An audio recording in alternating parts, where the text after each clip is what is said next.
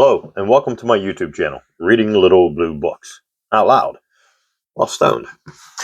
In this video, we're going to finish up the big little blue book titled, What Great Infidels Have Done to Advance Civilization, written by Robert G Ingersoll, probably 19 teens, 20s, 30s, or 40s. That's when most of these were written. This one does not, however, have a copyright date. But as always, was published by the E. Hadelman Julius Publishing Company of Garrard, Kansas. So, here we go. We left off at the beginning of the next chapter, titled David Hume, Hume. The worst religion of the world was the Presbyterianism of Scotland, as it existed in the beginning of the 18th century. The Kirk had all the faults of the Church of Rome, without a redeeming feature. The Kirk hated music, painting, statuary, and architecture. Anything touched with humanity, with the dimples of joy, was detested and accursed. God was to be feared, not loved. Life was a long battle with the devil. Every desire was of Satan. Happiness was a snare, and human love was wicked, weak, and vain. The Presbyterian priest of Scotland was as cruel, bigoted, and heartless as the familiar of the Inquisition. One case will tell it all. In the beginning of the 19th century, a boy 17 years of age, Thomas Aikenhead, was indicted and tried at Edinburgh for blasphemy.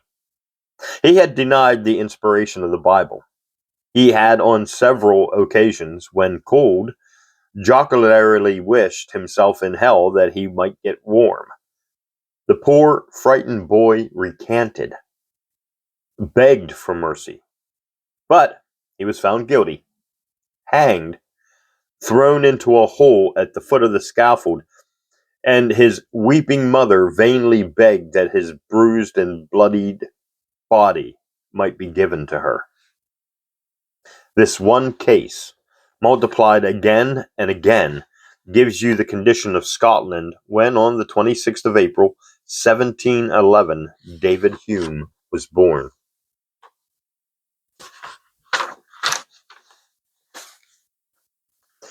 David Hume was one of the few Scotsmen of his day who were not owned by the church. He had the manliness to examine historical and religious questions for himself, and the courage to give his conclusions to the world. He was singularly capable of governing himself. He was a philosopher, and lived a calm and cheerful life, unstained by an unjust act, free from all excess, and devoted in a reasonable degree to benefiting his fellow men. After examining the Bible, he became convinced that it was not true. For failing to suppress his real opinion, for failing to tell a deliberate falsehood, he brought upon himself the hatred of the church. Intellectual honesty is the sin against the Holy Ghost, and whether God will forgive this sin or not, his church has not, and never will. Hume took the ground that a miracle could not be used as evidence until the fact that it had happened was established. But how can a miracle be established? Take any miracle recorded in the Bible, and how could it be established now? You may say, upon the testimony of those who wrote the account. Who were they? No one knows. How could you prove the resurrection of Lazarus, or of the widow's son?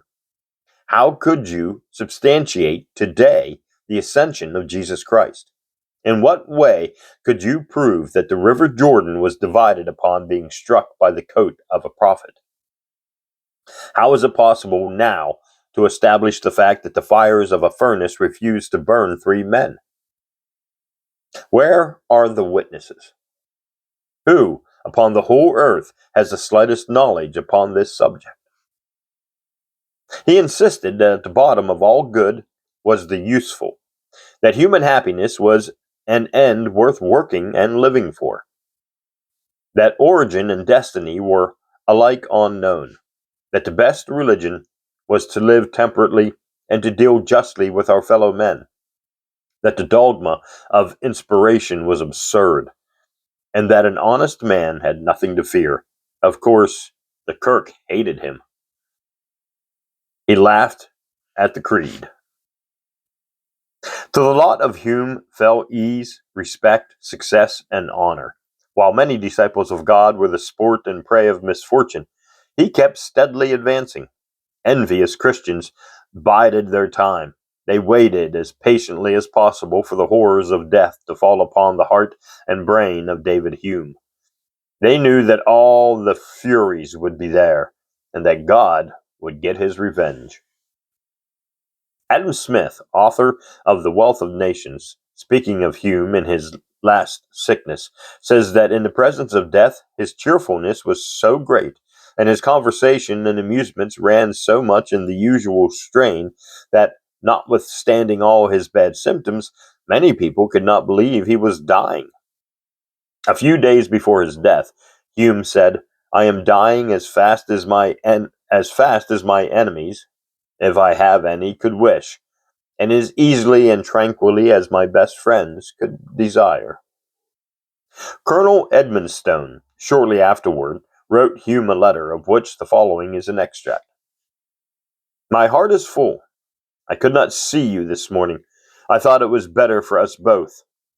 You cannot die. You must live in the memory of your friends and acquaintances, and your works will render you immortal. I cannot conceive that it was possible for anyone to dislike you or hate you.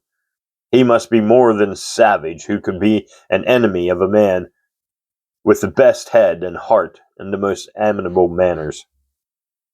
Adam Smith happened to go into his room when he was reading the above letter, which he immediately showed him. Smith said to Hume that he was sensible of how much he was weakening, and that appearances were in many respects bad, yet that his cheerfulness was so great and the spirit of life still seemed to be so strong in him that he could not keep from entertaining some hopes. Hume answered, "When I lie down in the evening, I feel myself weaker than when I arose in the morning, and when I rise in the morning, weaker than when I lay down in the evening. I am sensible, besides, that some of my vital parts are affected so that I must soon die." "Well," said Mr. Smith, "if it must be so, you have at least the satisfaction of leaving all your friends and the members of your brother's family in particular in great prosperity." He replied that he was so sensible of his situation that when he was reading Lucian's Dialogues of the Dead, among all the excuses which are alleged to Chiron for not entering readily into his boat, he could not find one that fitted him. He had no house to finish, he had no daughter to provide for, he had no enemies upon whom he wished to revenge himself. "And I could not, well," said he, "imagine what excuse I could give Chiron in order to obtain a little delay. I have done everything of consequence which I ever meant to do, and I could at no time expect to leave my relations and friends in a better situation than that in which I am now likely to leave them, and I have, therefore, every reason to die contented." Upon further consideration, he said, "I thought I might say to him, 'Good Chiron, I have been correcting my works for a new edition. Allow me a little time that I may see how the public receives the alterations.' But Chiron would answer, 'When you have seen the effect of such excuses, so, my honest friend, please, there will be no end to such excuses.' Oh, sorry. But Chiron would answer, 'When you have seen the effect of this, you will be for making other alterations. There will be no end to such excuses. So, my honest friend, please step into the boat.' But I must still urge, have a little patience, good Chiron. I have been endeavoring to open the eyes of the public. If I live a few years longer, I may have the satisfaction of seeing the downfall of some of the prevailing systems of superstition." And Chiron would then lose all tempers. and decency, and would cry out, "You loitering rogue! That will not happen. These many hundred years. Do you fancy I will grant you a lease for so long a time? Get into the boat this instant." To the Comtesse de Bouffiers, the dying man with the perfect serenity that springs from an honest and loving life writes, "I see death approach gradually without any anxiety or regret. I salute you with great affection and regard for the last time." On the 25th of August, 1776, the philosopher, the historian, the infidel, the honest man, a benefactor of his race, in the composure born of a noble life, passed quietly and painlessly away. Dr. Black wrote the following account of his death. And we'll pause there because I'm getting caught in mouth. So, this hydration break brought to you by my friend Maddie. Hydrate, Maddie. Monday, August 26, 1776. Dear Sir, yesterday, about 4 o'clock in the afternoon, Mr. Hume expired.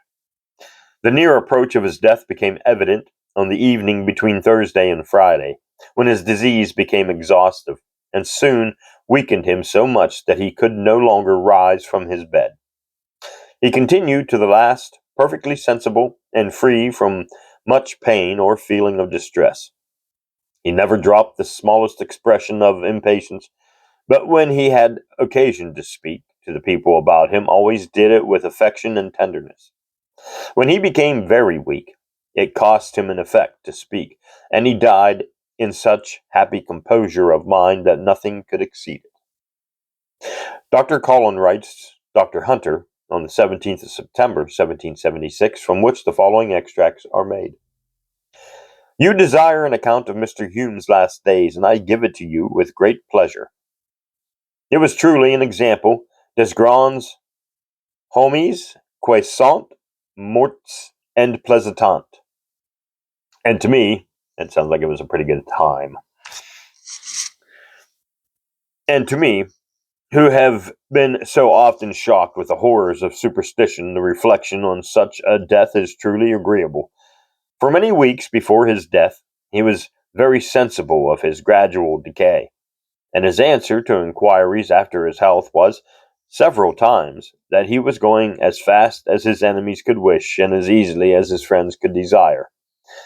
He passed most of the time in his drawing room, admitting the visits of his friends, and with his usual spirit conversed with them upon literature and politics and whatever else was started. In conversation, he seemed to be perfectly at ease, and to the last abounded with the pleasantry and those curious and entertaining anecdotes which ever distinguished him. His senses and judgment did not fail him to the last hour of his life. He constantly discovered a strong sensibility of the attention and care of his friends, and midst great uneasiness and languor, never betrayed any peevishness or impatience. Here follows the conversation with Chiron. There are a few particulars which may perhaps appear trivial, but to me no particulars seem trivial which relate to so great a man. It is perhaps from trifles that we can best distinguish the tranquilness and cheerfulness of the philosopher at a time when the most part of mankind are under disquiet and sometimes even horror. I consider the sacrifice of the cock as a more certain evidence of the tranquillity of Socrates than his discourse on immortality.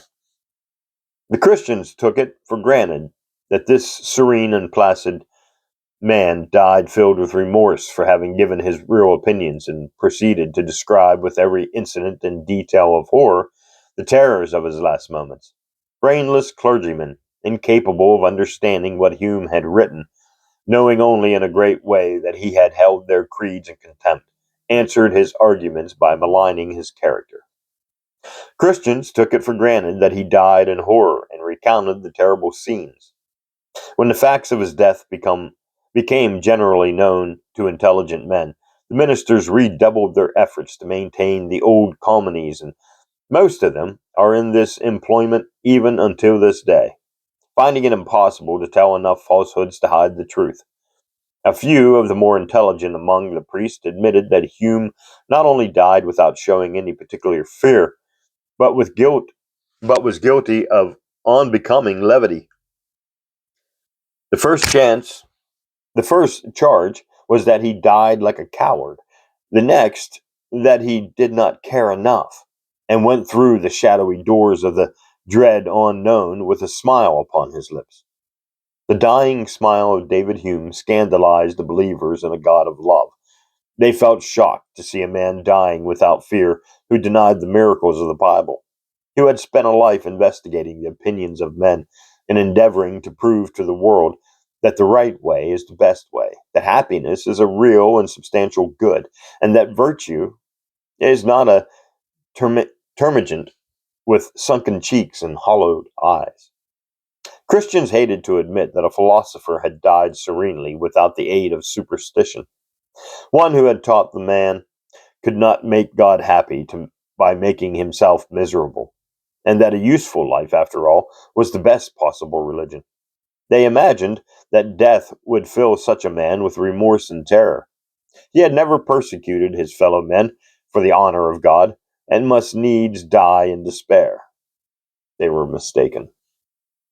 He died as he had lived, like a peaceful river with green and shaded banks. He passed, without a murmur, into the waveless sea where life.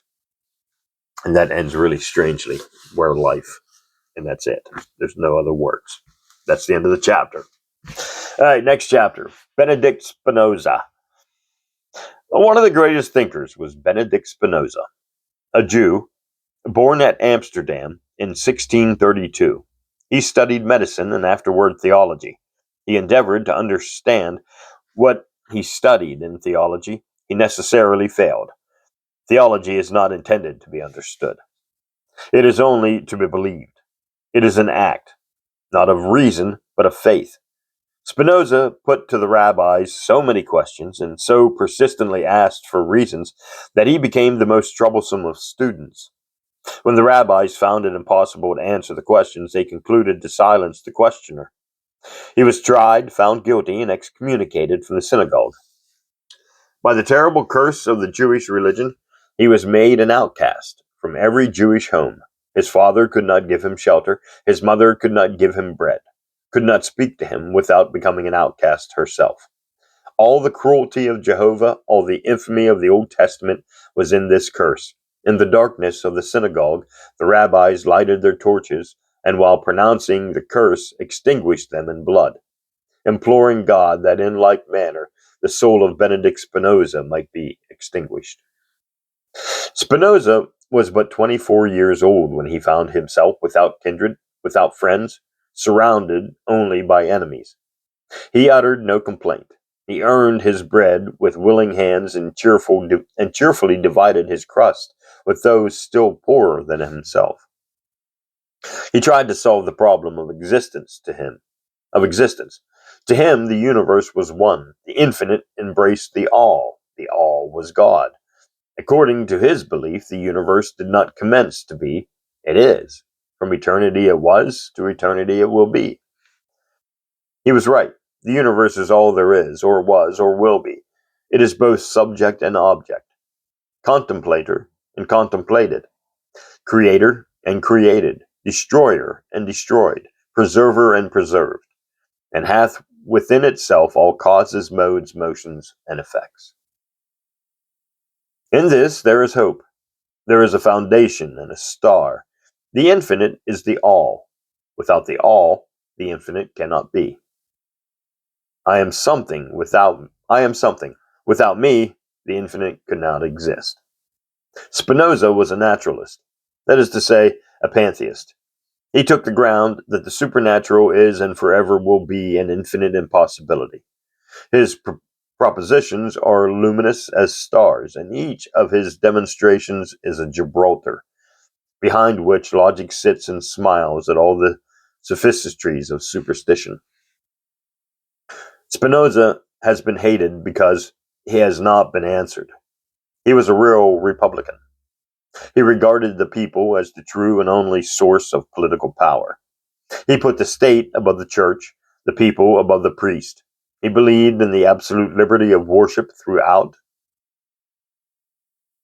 and worship, thought, and speech. Okay, liberty of worship, thought, and speech. Well, that confused me for just a second. In every relation of life, he was just, true, gentle, patient, modest, and loving.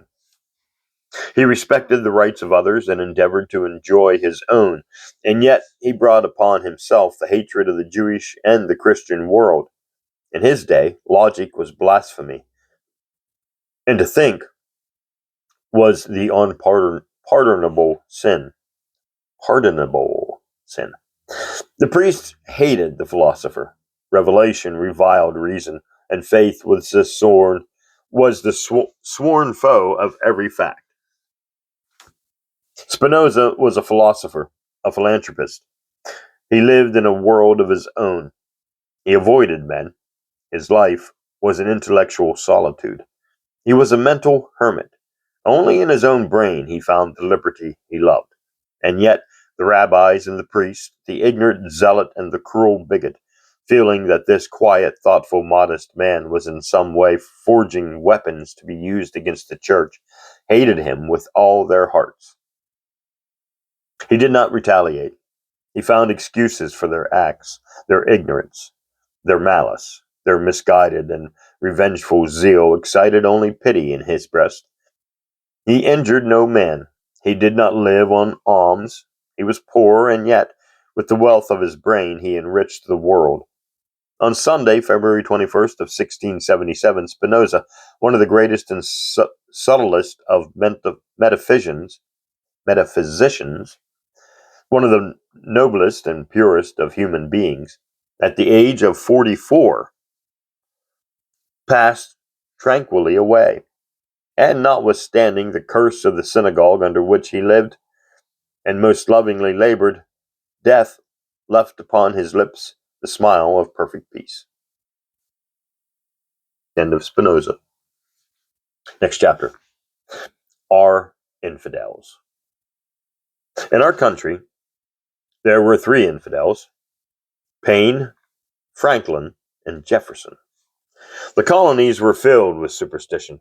The Puritans with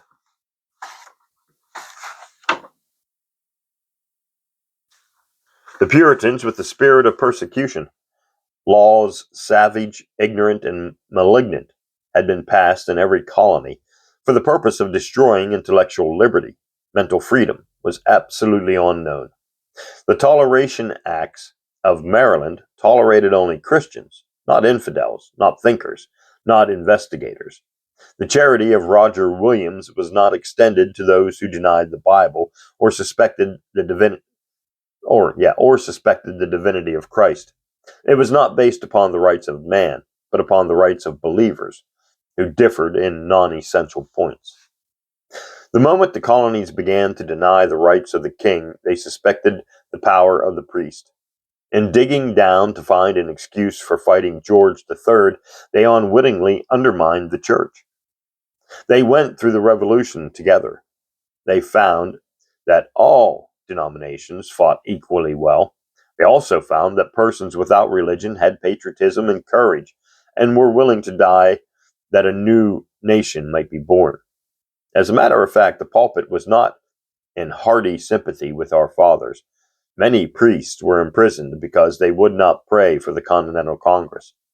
After victory had enriched our standard, and it became necessary to make a constitution, to establish a government, the infidels, the men like Paine, like Jefferson, and like Franklin, saw that the church must be left out, that a government deriving its just powers from the consent of the governed could make no contract with a church pretending to derive its power from an infinite God.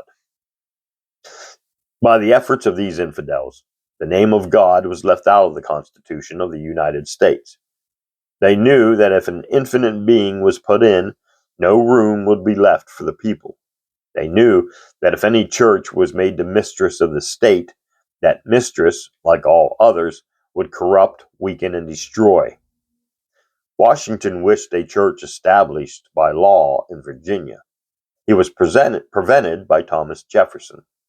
It was only a little while ago that people were compelled to attend church by law in the eastern states, and taxes were raised for the construction of highways and bridges.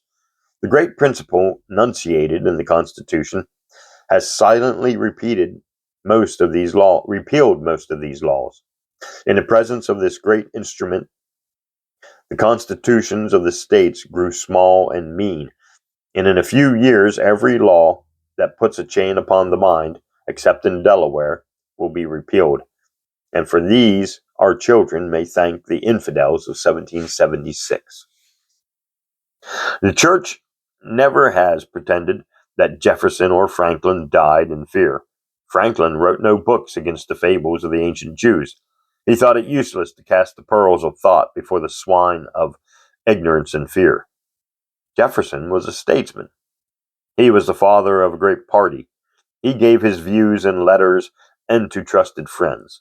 He was a Virginian, author of the Declaration of Independence, founder of a university, father of a political party, president of the United States, a statesman and philosopher.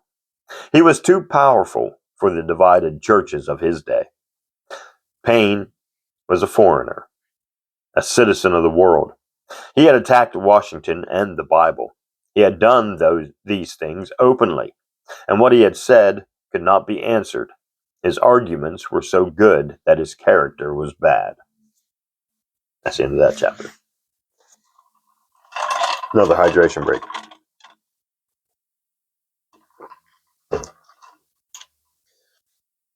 Next chapter, Thomas Paine. How many pages do we have? Okay, just a few. Thomas Paine. Thomas Paine was born in Thetford, England. He came from the common people.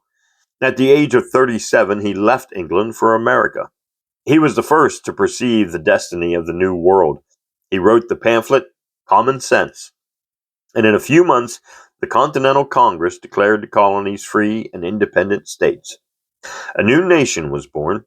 Paine, having aroused the spirit of independence, gave every energy of his soul to keep the spirit alive.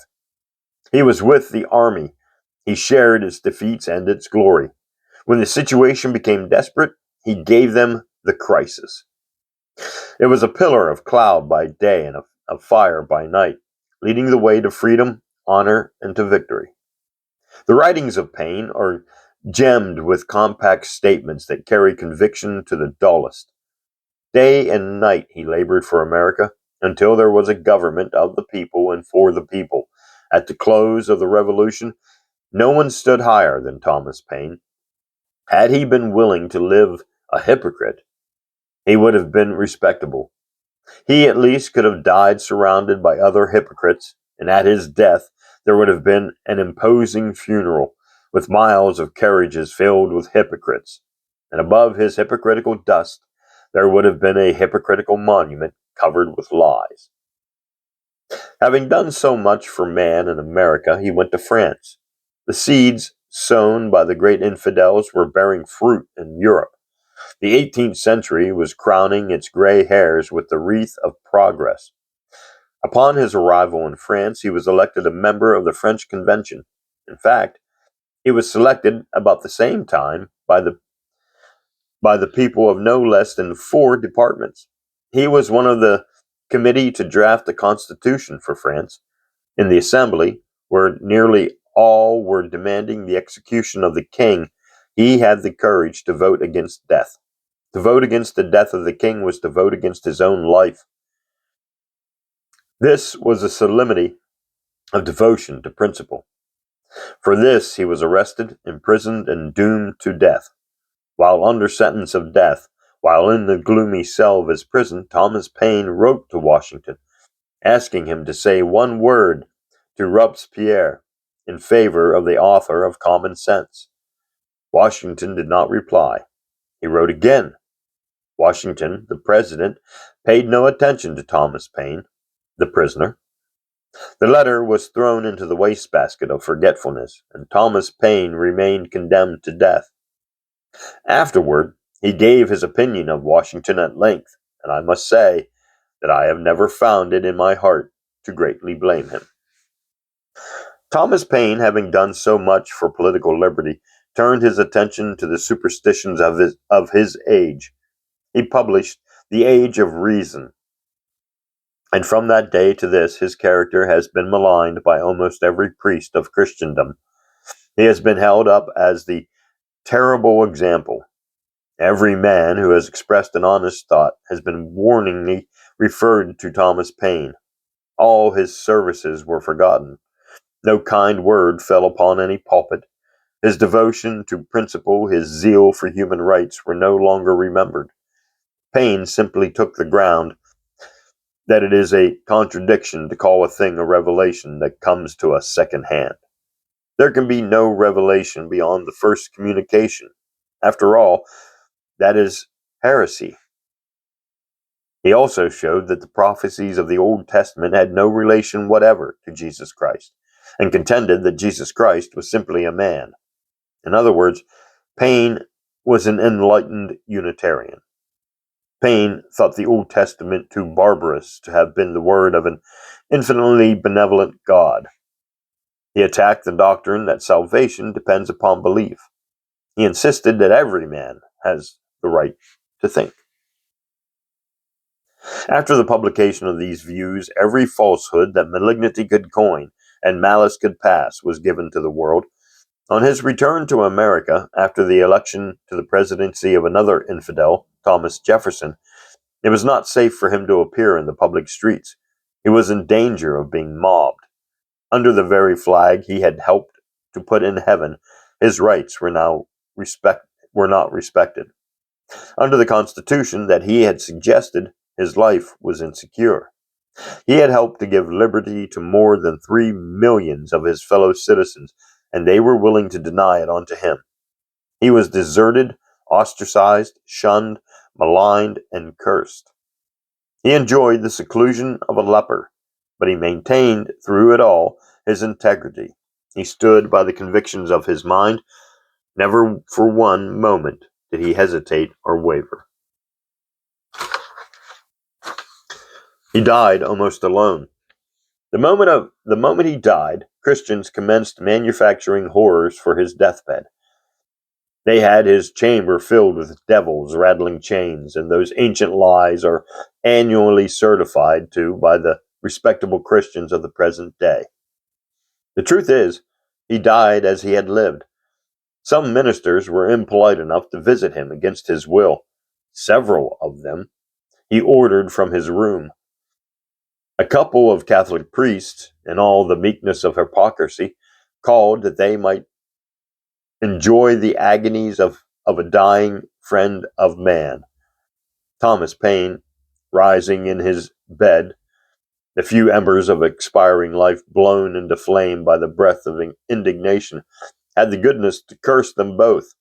His physician, who seems to have been a meddling fool, just as the cold hand of death was touching the patriot's heart, whispered in the dull ear of the dying man, "Do you believe, or do you wish to believe, that Jesus Christ is the Son of God?" And the reply was, "I have no wish to believe on that subject." These were the last remembered words of Thomas Paine. He died as serenely as ever Christian passed away. Pardon me, that's a weird sentence. Okay. He died in the full possession of his mind, and on the very brink of and edge of death proclaimed the doctrines of his life. Every Christian, every philanthropist, every believer in human liberty should feel under obligation to Thomas Paine for the splendid service rendered by him to the darkest days of the American Revolution. In the midnight of Valley Forge, the crisis was the first star that glittered in the wide horizon of despair. Every good man should remember with gratitude the brave words spoken by Thomas Paine in the French Convention against the death of Louis. He said, "We will kill the king, but not the man. We will destroy monarchy, not the monarch."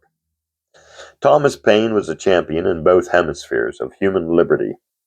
one of the founders and fathers of this republic, one of the foremost men of his age. He never wrote a word in favor of injustice. He was a despiser of slavery and abhorred tyrant. He abhorred tyranny in every form.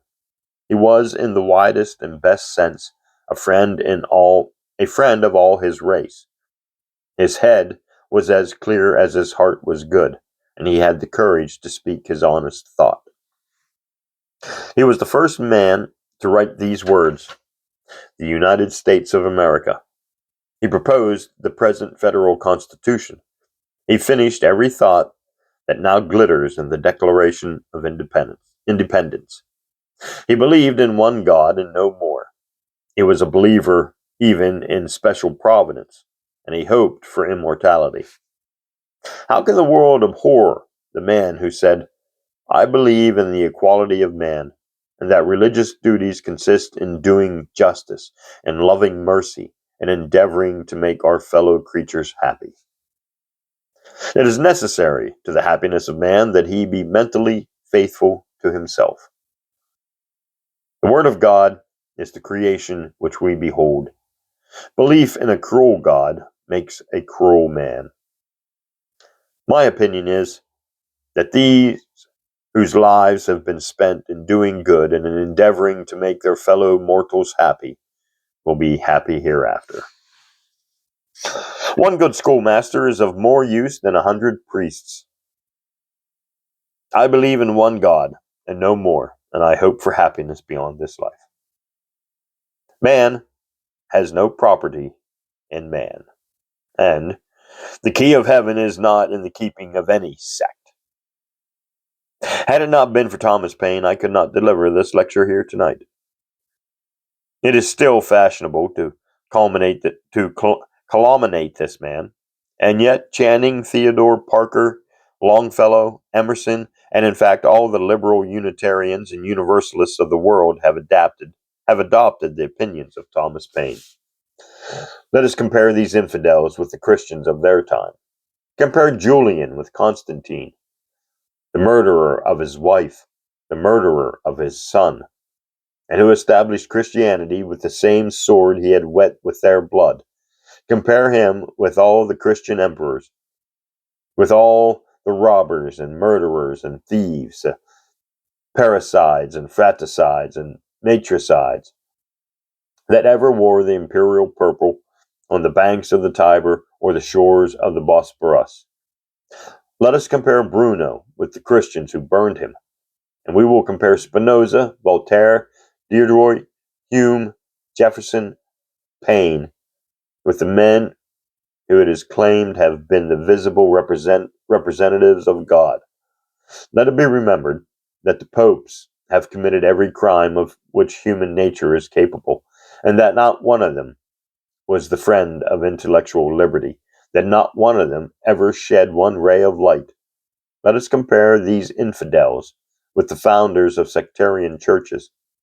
You will see now, narrow, how bigoted, how cruel was their founders, and how broad, how generous, how noble were these infidels. Let us be honest. The great effort of the human mind is to ascertain the order of facts by which we are surrounded, the history of things. Who has accomplished the most in this direction, the church or the unbelievers? Upon one side, write all that the church has discovered, every phenomenon that has been explained by a creed, every new fact in nature that has been discovered by a church, and on the other side, write the discoveries of Humboldt and the observations and demonstrations of Darwin. Who has made Germany famous, her priests or her scientists? Kant, yet that immortal man who said, "Whoever thinks that he can please God in every way except by discharging his obligations to his fellows is superstitious." And that greatest and bravest of thinkers, Ernest Haeckel.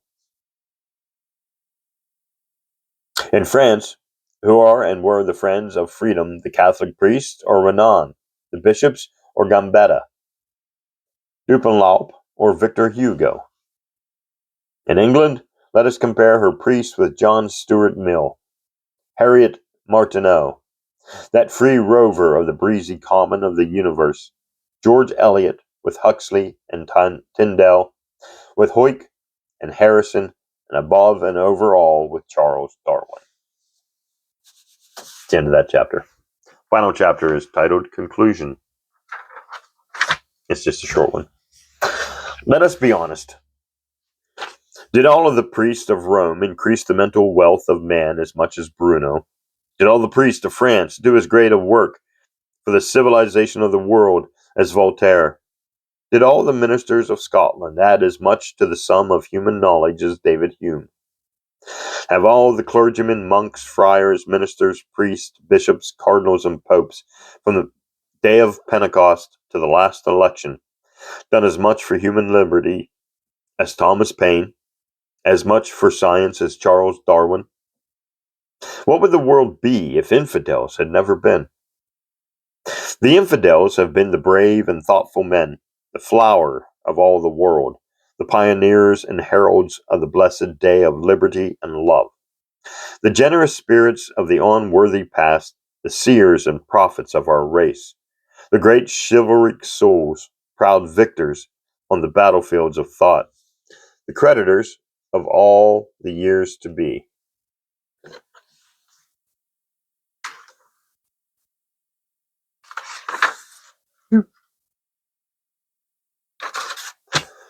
Why should it be taken for granted that the men who devoted their lives to the liberation of their fellow men should have been hissed at in the hour of death by the snakes of conscience, while men who defended slavery, practiced polygamy, justified the stealing of babes from the breasts of mothers, and lashed the naked back of unpaid labor, are supposed to have passed smilingly from earth to the embraces of the angels? Why should we think that the brave thinkers, the investigators, the honest men must have left the crumbling shore of time in dread and fear, while the instigators of the massacre of St. Bartholomew, the inventors and users of thumbscrews, of iron boots and racks, the burners and tearers of human flesh, the stealers, the whippers and the enslavers of men, the buyers and beaters of maidens, mothers, and babes, the founders of the Inquisition, the makers of chains, the builders of dungeons, the calumniators of the living, the slanderers of the dead, and even the murderers of Jesus Christ, all died in the odor of sanctity, with white, forgiven hands folded upon the breast of peace, while the destroyers of prejudice, the apostles of humanity, the soldiers of liberty, the breakers of fetters, the creators of light, died surrounded by the fierce fiends of God.